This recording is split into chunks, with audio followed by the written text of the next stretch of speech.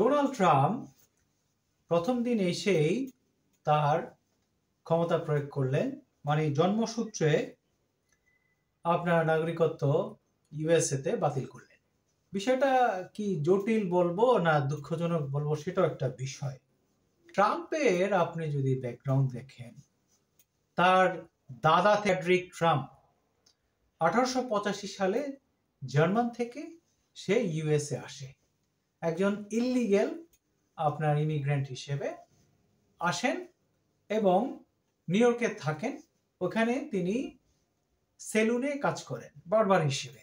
ট্রাম্পের যে বাবার জন্ম হয় 1905 সালে ইউএসএতে, এবং 1868 সালে আমেরিকাতে সিভিল ওয়ারের পরেই আপনার এই জন্মসূত্রে নাগরিকত্বটার আইনটা হয়।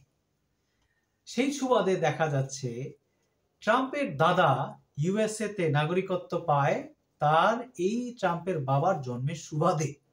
এবং মজার কথা হচ্ছে গিয়ে ট্রাম্প এবং ট্রাম্পের বাবা দুজনই তাদের পূর্বের যে পরিচয়, জার্মান পরিচয়, এটা তারা লুকাতেন। তারা বলতেন না। ইভেন ডোনাল্ড ট্রাম্প নিজের পরিচয় তার বন্ধুদের কাছে, বিশেষ করে ইহুদি বন্ধুদের কাছে, তার জার্মান পরিচয় লুকিয়ে সে বলতেন তার দাদা সুইডেনের থেকে আসা বা